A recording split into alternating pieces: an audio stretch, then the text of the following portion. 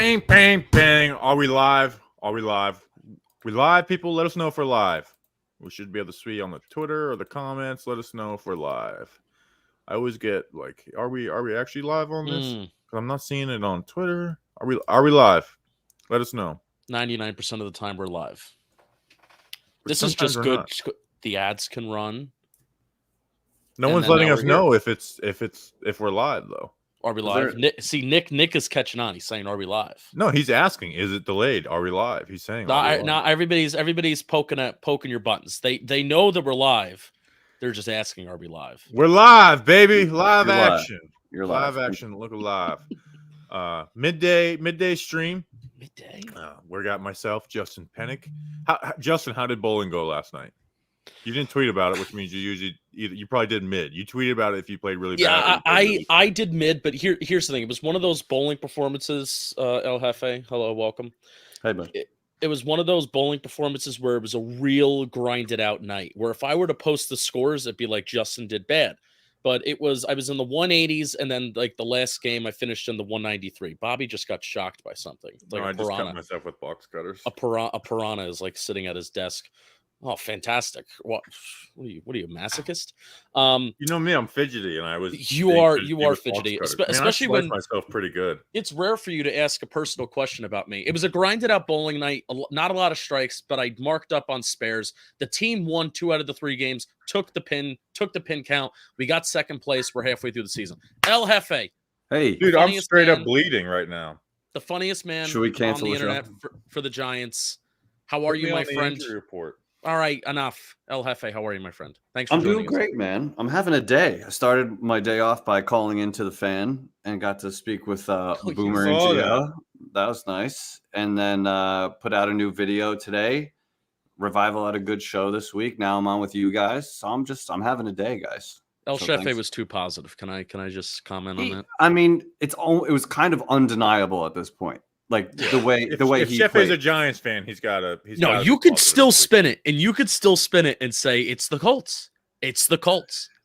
But he was just on another level. Like everything he did would just. I'm like, Jesus. Like, what else do you want from this guy? So like there are still people denying that Daniel Jones is good, like productive with Brian, like on this team. But it's getting harder and harder to deny. So. He had to throw at least one compliment his way, but I love it. He topped it off by throwing shade and saying, "If you haven't won a playoff game, what have you done?" So you have all these different characters. Are any of them? I know they're inspired off of Giants fans, especially like on Twitter. Are any of them inspired off of anybody in particular? And you can name names on here. I've said this before, but Charlie on Twitter, he is like the biggest DJ hater, and I have a great relationship with him, and I appreciate him. But he has a way of finding a way to not give DJ an ounce of credit for anything. And he was like, "No, they should rest DJ against Philly." And I'm like, "Why would you say that?" And he goes, "Because I want to see Tyrod." Like that's how much he hates DJ. It's like, dude, come on, let it go. He just won't bend at all. So I've told him that Jefe is loosely based off of him. But I mean, in the Twitter spaces, these guys, there's plenty of people who still are not on board, but he gives me great inspiration for the chef. The other guys are just kind of representing opinions that I see on Twitter and all these arguments and stuff like that. And the stoner is just a high version of, that's probably me, closer to me. In real life.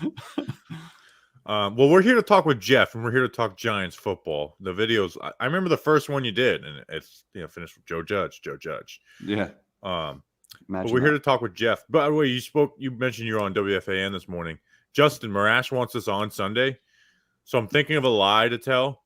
Sure. And I'm thinking that we're gonna like promote the live show, the watch party, that we're gonna kill Danny King at the watch party to gain people. So come watch Danny King die.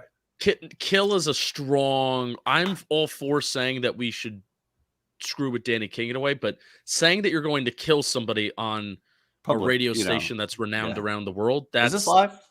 This is live. So what I was thinking about is being like, I was like, Sean, but listen, people are going to want, like, it's going to be huge news. It's going to be great publicity. So everyone's going to listen to that podcast after that. They're going to be like, who is this madman? They killed this Giants podcaster, killed one of their, co-hosts, and then they're going to listen. Like, this is actually a really great Giants podcast, though. I'm going to continue listening to it. So we're going to. What did Sean say? Well, we're going to see on radio. That's when he's going to find out. I think kill is a strong word. It could have repercussions. Maybe we'll say Bobby something. We're going to rhyme something that we're going to pill something that rhymes with pill him. Okay. All right. That may work. I wonder if there's anyone like watching a live stream of us for the first time. It's like Bobby's bleeding. Who's the chef guy? And they said they're going to kill somebody. All right, let's talk Giants football. Hit us up with some questions for us, for all of us. We'll hit them up. Let's see. I respect people like Nick.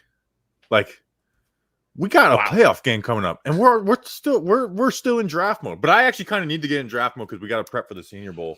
Yeah, we do. Coming up in a month. Jeff, who do you want to take in the first round of this year's draft? I'm not that guy.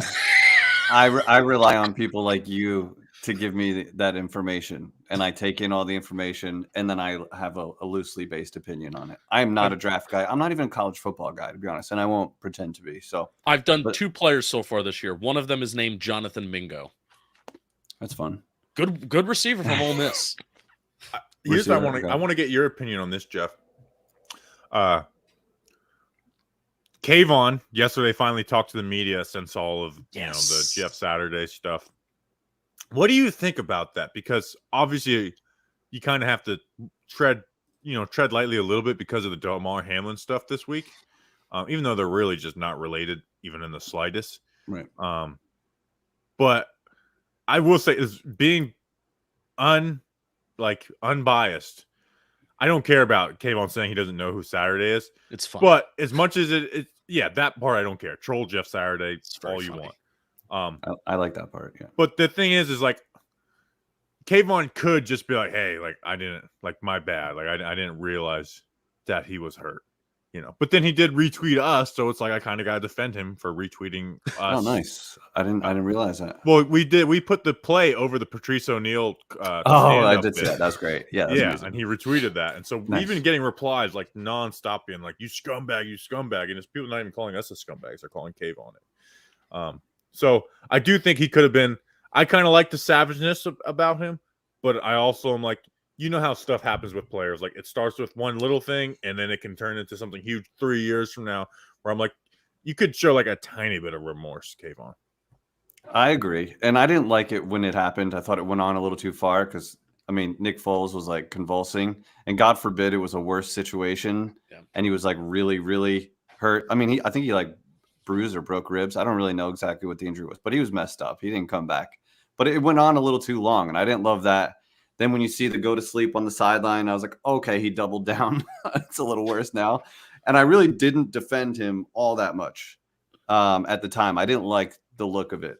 But then when Jeff Saturday came in, I'm like, you're not going to call my player trash for that. Yeah, that's when the fan brain comes in. That's what screw you, Jeff Saturday. Yeah, screw you, bro. Who are you? I think you're, the Colts' decision to hire you was trash and classless. The first thing I did when he said that is okay, whatever. You had the worst in-game coaching decision I've ever seen in my life with that 4th down where you decided to go for it. You're getting ready to run a play. You call the timeout. I'm like, never mind. We're going to kick a field goal. That was a perfect mixture of soft and stupid. That's Joe Judge's QB sneak was soft.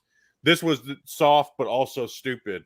Which is a special combination. Yeah. You can be one or the other. You can't be both. What's going on in Tana in the chat? But yeah, I would like to see a little, I wouldn't have minded to see Thibodeaux come out and say, guys, I messed up. I didn't realize he was hurt. Or just be hey, I didn't realize, my bad. But I didn't. There's no malice meant by it. But he is a savage. He is arrogant. It's kind of part of his charm. Isn't he's overconfident. But he's a star in the making. Someone shared the old Michael Strahan clip though, and I'm like, you know what? As long as you are part of the team and you're not causing strife within the team, I honestly don't care. And I was about to say, do we want isn't it kind of fun to have a little bit of a villain? Yes, absolutely. So that's my thing. It's just don't cause strife with the team, and you can do whatever you want. That was my thing with Odell. I was like, Odell, if you want to punch Josh Norman in the face, go for it. Just don't cause strife within our team. Yeah. That's when I started to not like Odell, when he started causing strife within the Giants team. And Kayvon wasn't called for a Tony penalty. was one of them too, where I was like, I don't care if Tony hates the media and he's bad with the media. I As long as the players in the locker room and the coaches like him, they ended up not liking him. But, so Kayvon is a star. We've been desperate for stars. He didn't get called for a penalty, right? It didn't hurt the team. It's not like it was taunting. He just celebrated, and Nick Foles happened to be banged up on the play. So it's a non-story that we just need to let it go. And I guess next time, I guarantee you, like in the officials meeting, it's like, hey, if this guy celebrates for 11 seconds again, throw a flag. It was 11 seconds. That was the. Did you count it? It was a long time. Yeah, I literally timed it like it was like 11.04 seconds or something like that. I think it was like 10 totals. Snow Angels. That was what was I gonna say? That. With the Damar Hamlin stuff, you can't really make these jokes anymore. But before the Damar Hamlin stuff, I was like, that is unobjectively one of the funniest images. Like, just imagine it's a Key and Peele skit and not real life. Like, you have to admit that it's funny that like Nick Foles is basically in so much pan the ground, and then Kayvon's doing like just snowflakes, and just the longest sack celebration I've ever seen in my entire life. Just happened to be next to a guy that was like injured on the ground. The one thing Jeff Saturday said that was right was that no offensive lineman came over. That's worse than what Kayvon did. They just sat there and stared, Exactly. That was the worst part. Oh gosh, we're not answering these questions, Secret Agent. Randy, if I see one of your other if you want to ask another question, but I refuse to try and make this make sense. I just refuse. Yeah. At least in my book, cancel the game. Get the rest of their Giants starters. The Giants are resting their starters. So, we're not talking about the rest starters thing. We're going to talk about that on the podcast. Yeah, we're going to talk about it on the pod. But really, with my thing, Jeff, let me know if you agree with. I think just cancel the game. Go off of winning percentages. That's just the easiest, simplest thing to do in a very, very difficult and touchy situation. There's already 17 games in the season. They already added that extra game on. Yeah. Did you? Right, that just makes sense. Is that kind of the same thing as if you called the game a tie? Would that kind of be the same thing with their winning percentages, where it's almost like, how do you call this game either way? Yeah, I just say just move on. Just act like the game didn't happen, and yeah, that's kind of the best thing to do. But this is the first time scenario, so they just got to figure it out, and there's no clear answer. Jeff, do you watch? Or I'm going to start calling Jefe. Do you watch Trailer Park Boys at all? I don't, only from the clips you share. Okay. I'm going to say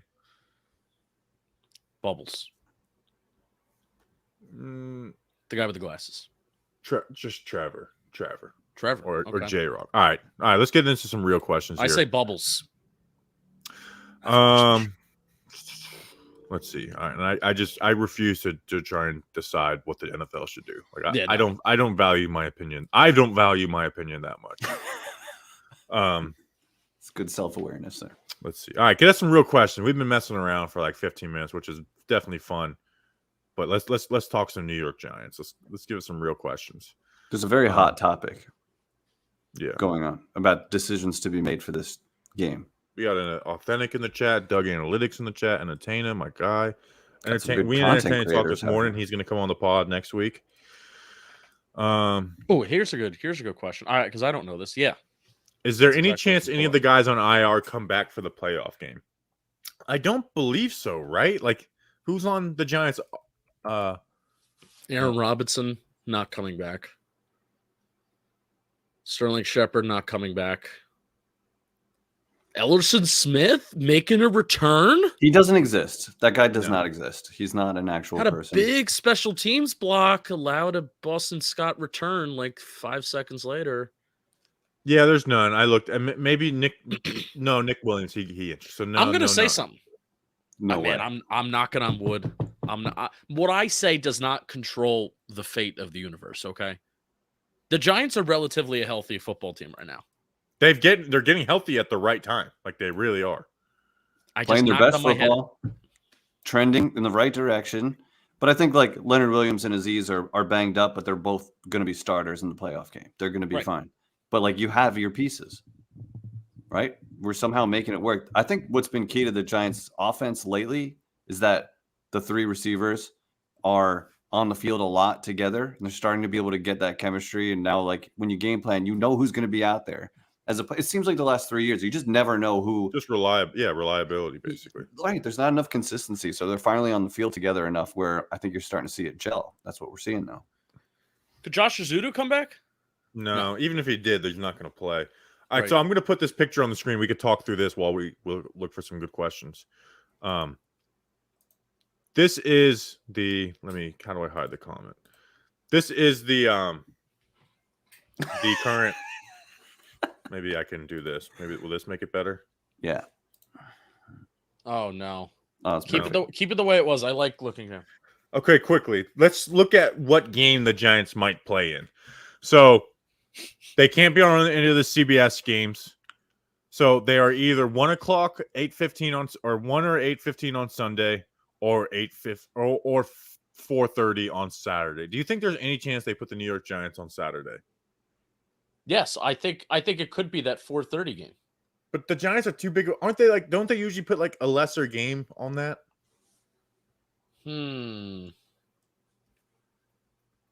All right, now that I'm looking at this, I think it's going to be the 4:30 game on Saturday because I think Fox is going to try and get Brady.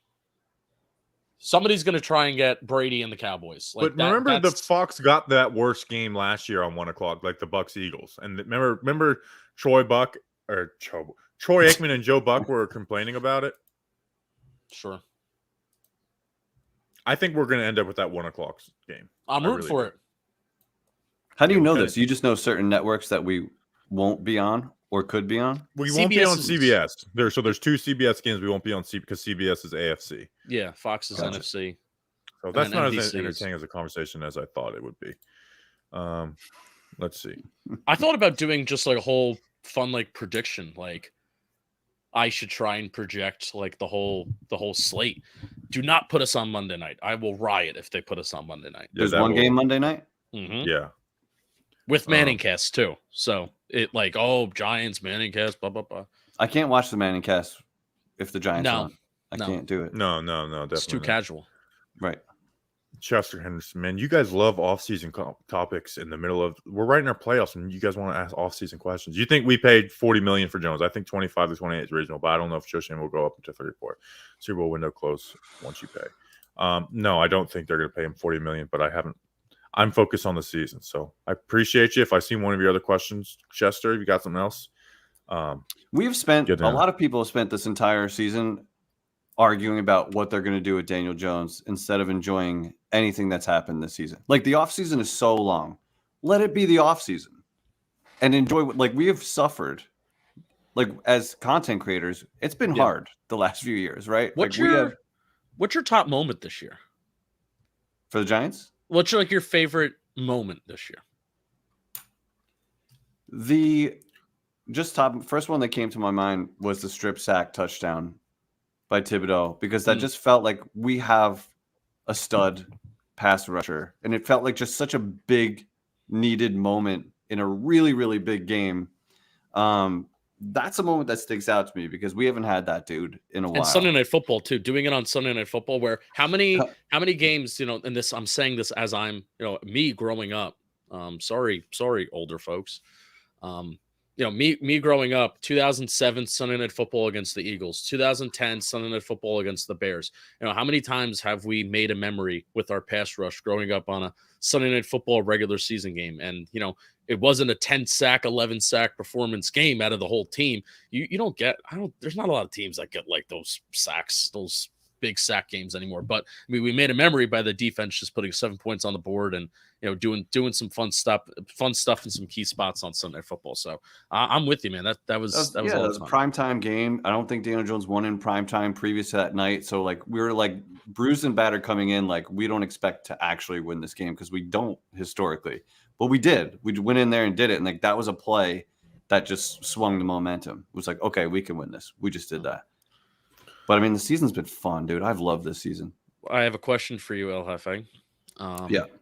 Speaking of work, because work that I've done this week, and I put this in quotes because I don't have a real job. This is not a real job, but I've been doing prep for the combine this year. Are you going to be part of it? part of it. Oh yeah, of course. Assuming I'm healed up, I'm still not right from that field goal day that I had, where like one of the New York Revival challenges was I had to kick a 40-yard field goal, which when I was 30, I'm older than you guys. Pull out your groin? When I was 30, that was a chip shot. Like I was a soccer player even into my 30s and stuff. But how old are you? I'm 39. Wow, I didn't realize you were that old, man. Yeah. Sheesh. It's because that's a compliment and an insult. It's like, wow, you're old, and compliment like, oh, I thought you were like, 30, 31 my age. No, it's a compliment. I'm a survivor. Think of how much I've survived there we go. To still be here. I just survived this cut. And look at you, show business going on with the show. But like 40-yard field goal used to be a chip shot, and then I tried it recently, and my hip just like it was bad, dude, and it's still not right. I retweak it every other day. So assuming when is that combine? When is that? So we're going to be filming in the beginning of February. I will message you with details as I have them now, and then as they get closer for sure. All right, I will do I'm going to get myself in shape just for that. Oh yeah. That's motivation. Gotta get. I gotta start running. Spiro started working out like as soon as he was better from that. He looks fantastic. He looks great. He does during the season. I think an underrated moment from the season is that the Julian Love interception versus the Ravens. Because we were 4-1, just beat the Packers, but the Ravens were good. Lamar's never lost to an NFC team, and we get it. It's like, all right, we can get the ball back. Let's see what we can do. And then when Julian Love intercepts it, it's like, oh, we won. Like this game's over. We've won the game, and they ended up winning it, and then the Kayvon strip sack in that That's game a good closed call. the game out too. So very good call. I mean, Justin, one of my favorite moments is watching you in the stands at the Tennessee game when that field goal. You were at that game, right? That's when you were in the stands and you were like, "I came here to win." That video where they missed the field goal, you're like, "Holy shit, we actually went on the road. We're 1-0," which does not happen because I mean I was like it was a similar thought that I had with the Vikings game. I was just like they're gonna make the field goal. They're gonna make the field goal, but I'm just gonna record myself just in case. I had it convinced that the you could always delete the video, right? Although yeah. I would have posted a sad reaction. I don't know. I probably wouldn't even give a good sad reaction because I'd just be like, all right, I want to get out of here. But that was, I never had, it's been a long time since I had just a feeling take over me as a fan where I was just hugging everybody. And I did not come here to lose because I spent a lot of money on that Nashville trip. So I was like, I came all the way down here and I spent so much money to lose on a game-winning field goal. That was great. We all felt exactly what you were expressing right there. You let it come over because think about how much work you put into this team. So you deserve those. Just that. It's just like, but it's all bottled up. It's bottled up. We've come, Yeah. But we talked before the game. We were like, "Hey, they don't have tape on us. They don't know what kind of offense we're gonna run. They don't know anything about us." No. So we tried to talk ourselves into us having a chance, and then they did it. And they played like crap that game. They really it wasn't pretty. Yeah, it wasn't. Besides Barkley and Shep having the two big plays, but hey, explosive plays. How many times have I said that? That's your thing. Yeah. So, that's my thing. I put on a shirt. I heart explosive plays. And that's what we should do. In the style of I love NY. We should try and do I love explosive plays, something like that. Put it on the merch store. We got new merch. Check it out. Kenny Golladay. Can we talk about Kenny Golladay? A lot of Kenny Golladay. Will Kenny Golladay play questions? I say 100% of the snaps. What do you have to lose? Oh, this game? Well, that's the thing is if we rest our starters, the wide receiver group is the one group that I think will play our starters. At least for 50% of the game, it's like we don't have another slot receiver besides Richard James. Put Kenny Golladay in the slot. It'll be an advantage. This is much as you rest starters, football teams can't go into a game and being like, we don't give a shit about anything. You got to play guys in their positions and stuff. So I think the receivers are going to play a little bit. But I think that is my main goal for Sunday because they are going to rest their starters, and I agree. Sean Morass convinced me last night. But I need a Kenny Golladay touchdown. He needs a target to get a touchdown. He needs a first down. I will give Kenny Golladay credit that he has not been toxic He hasn't said anything recently. You know, and like they even put him out for a play or two. It's not like they send him away from the team type of thing. Like I guess it's probably the lowest form of of a compliment you can get. Anytime a QB's warming up, whether it's pregame or during the game, guess who's catching the footballs? Kenny Galladay. I see it with my own eyes.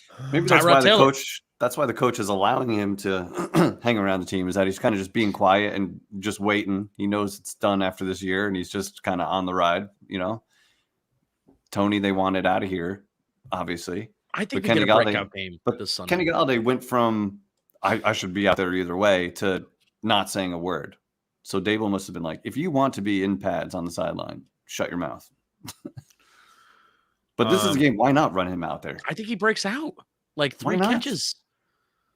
I mean, that 27 yards. He has 4 catches on the season. So that would be a breakout game. That's man. Unbelievable. I was texting with my friend this morning, who's a Lions fan, because he sent me the Barstool put out a funny graphic that like Kenny Galladay needs 76 catches to hit his bonus. Yeah, of $750,000. I'm like, dude, he's useless. Like he doesn't get targets. He's like hardly out there.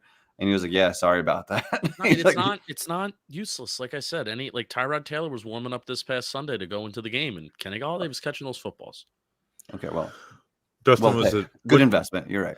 What's your game plan against the Vikings in the playoffs? Here's a conversation we can have, Justin.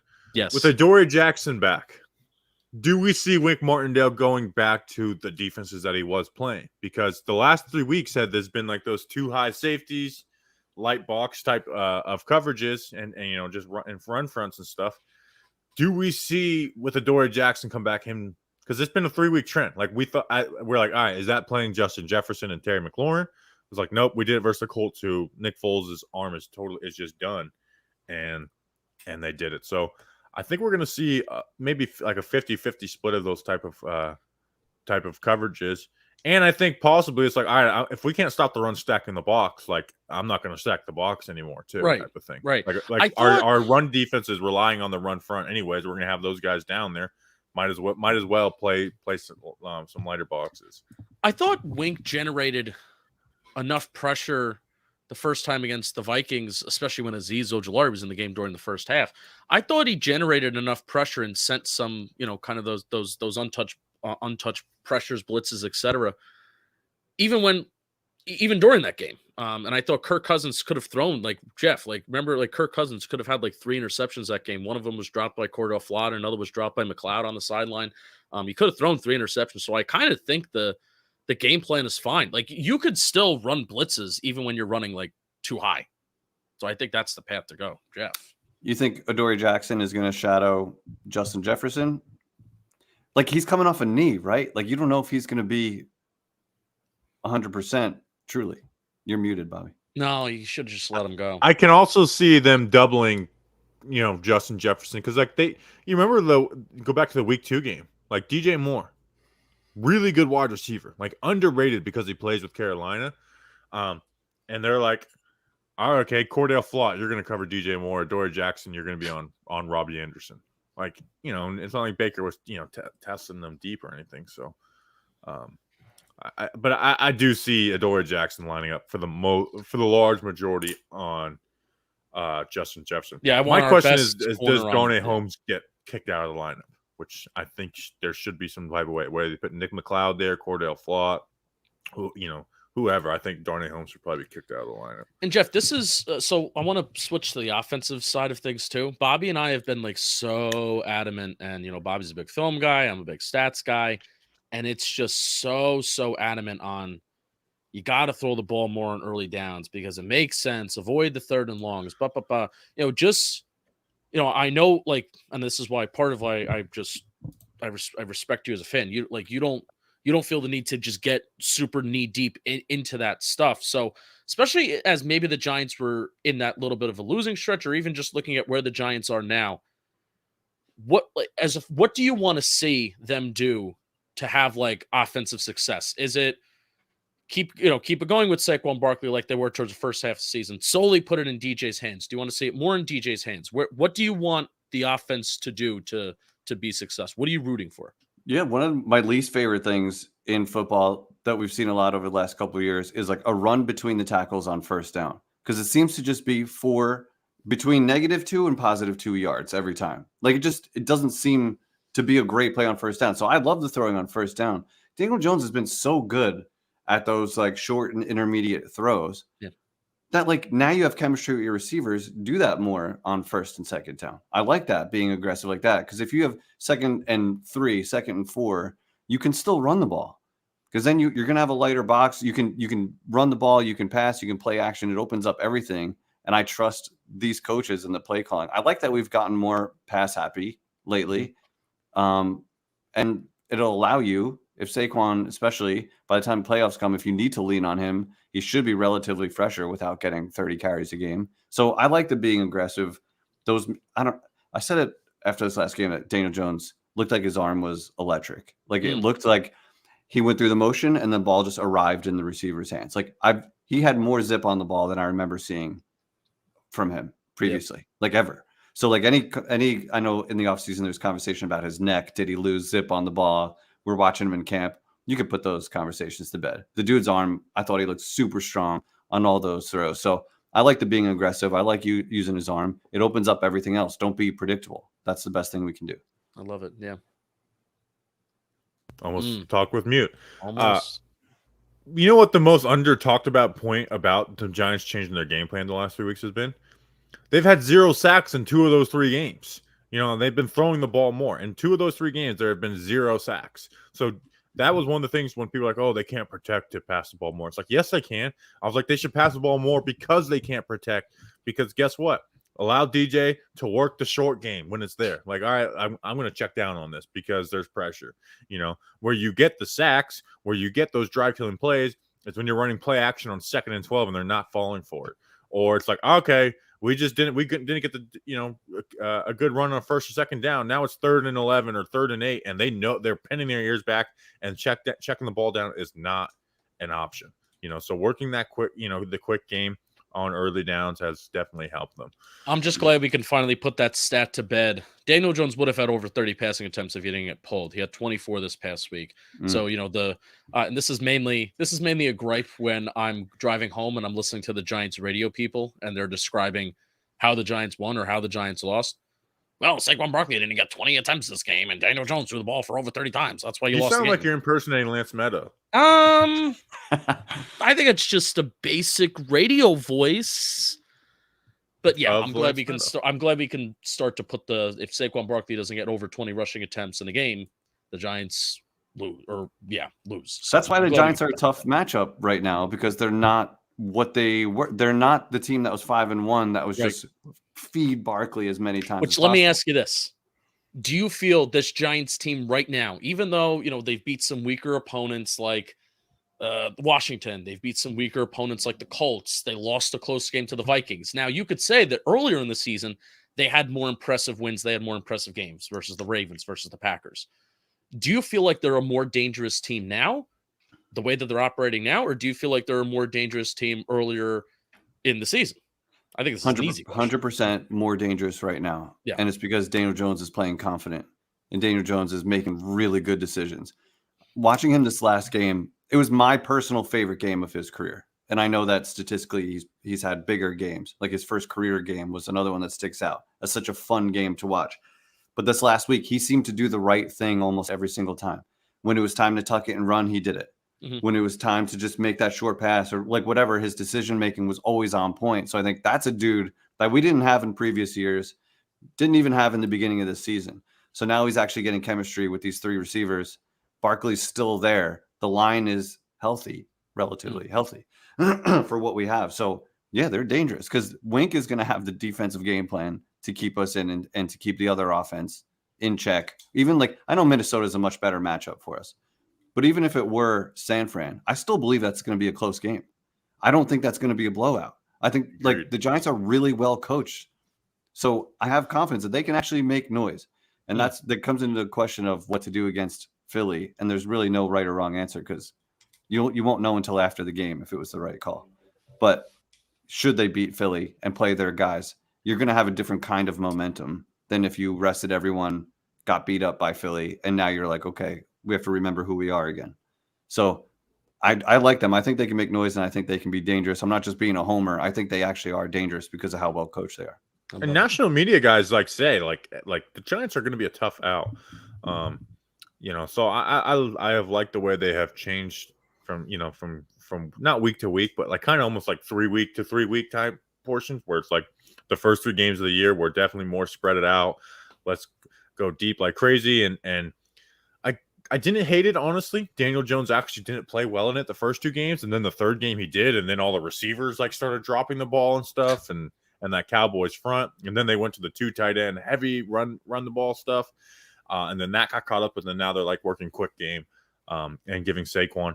Like Saquon is not a guy that I need him to get 25, 26 carries. Like he's not Derrick Henry. It's like I want him to be able to be efficient on a down and out basis. And that's what he's been able to do these last 3 weeks because he's like, all right, if they're going to throw the ball like this, we're going to have to spread our defenses out a little bit.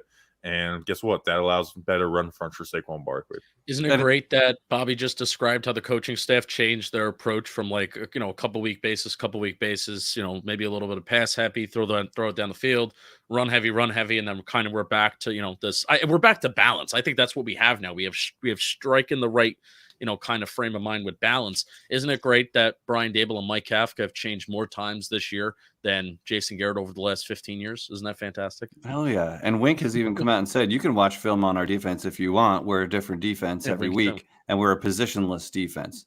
So, like, how many good quotes has Wink given this year, by the way? That guy's just so great at the microphone. I love him. We don't hear from Kafka, do we? We don't hear Kafka does not answer questions. No, he's very much like Brian Daboll, where he does not give quotes. Mm-hmm. Okay. He's just like, he's a backup quarterback. Like Kenny Galladay's doing everything that we're asking out of him. Like, is he? Yeah, he is. Is he? Though? Well, you know what? I don't think that's a lie. I don't think they're asking him to do too much. Catch passes on the sideline. I don't think they're asking him to do too much around here. He's doing that very well. I just put the links to your YouTube channel. Subscribe to the New York Revival in the chat. Before we go, thanks. I'm going to put more links in the chat. Put more links. I have a question. Here. Yeah, I saw few of these comments. What was Sean Morash saying bad about me? He said that he doesn't think it's funny when you live comment my sneezes, and I had your back on that. I was like, oh, I think that's pretty good. Hilarious. Bobby sneezes? Yeah, when Bobby sneezes, he goes on like a sneezing frenzy. There's at least like 8 to 12. One of those. I don't think it was the second one. He was like, you don't care enough about other football teams because like after the Giants game, you're like going to eat or like it doesn't seem like you're paying attention to the other football games. I care about our community and our audience. And I told him, I was like, when you're doing a Talking Giants pod, it's like we can't go on like our Sunday pods. We're emotional, but we do our best to like. I don't want to regret. I said this on Sunday night on Wednesday. So it's like you got to do prep.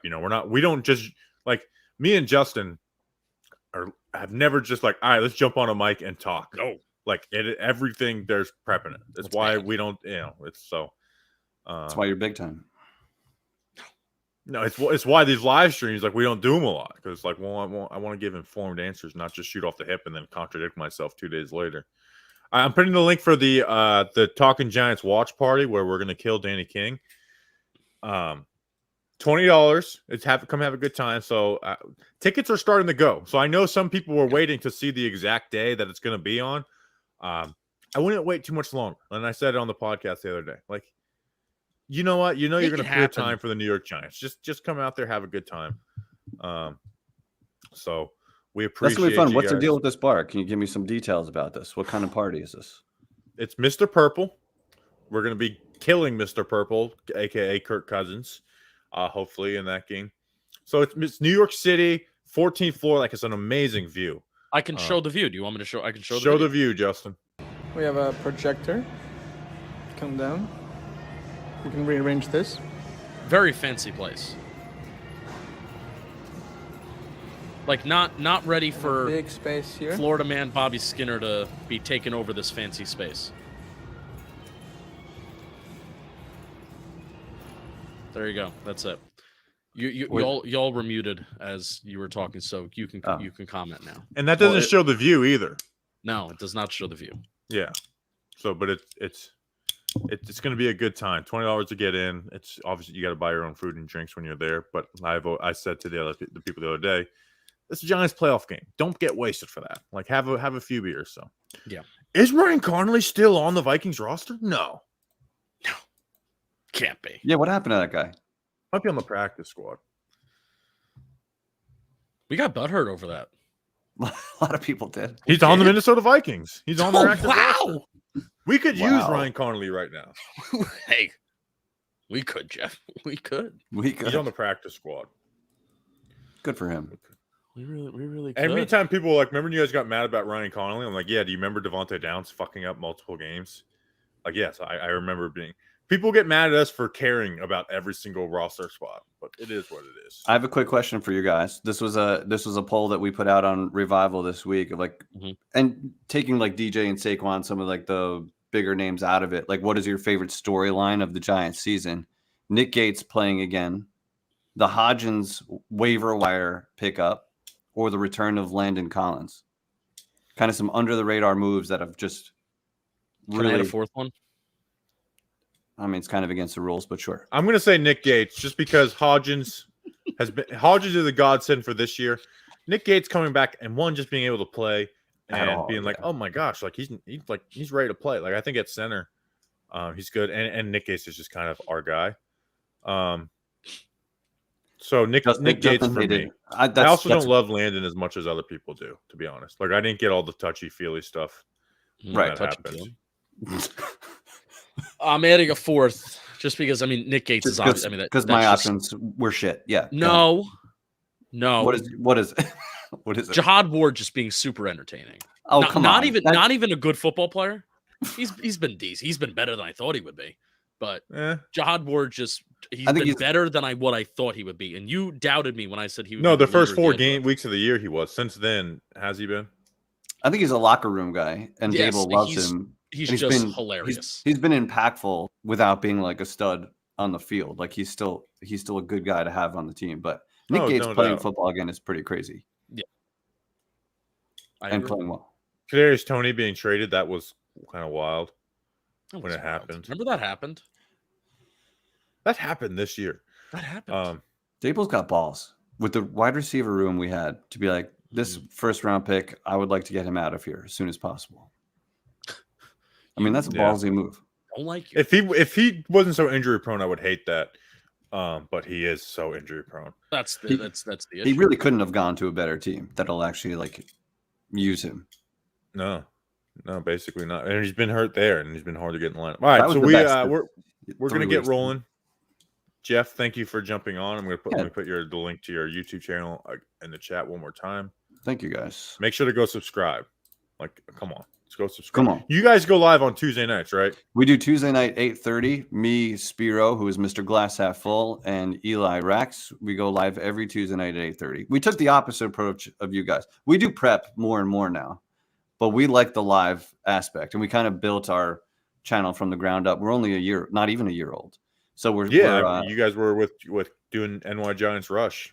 That's where we met about a year ago, right? When did you guys become New York Revival? Right after the Giants season, we kind of launched Revival, and so we were built in the off season, which was tough, but like the timing was great. Revival, it's the best time. Take advantage of the. We wanted no part of last season. Like let's start fresh with a new GM. All right, we're gonna launch our new show right before the Washington game. Get excited! We New York Revival. Let's bring back New York sports. 2 QB sneaks. It was a good decision to wait on that, but we're having a really good time. So Tuesday night. Some are saying when you launch New York Revival and the Giants moved on from Dave Gettleman, they hired Joe Shane. Some are saying that you guys saved the Giants by starting your show. I've heard that. I don't want to say whether it's true or not, but it's true. Yeah. It's happening. Yeah. All right.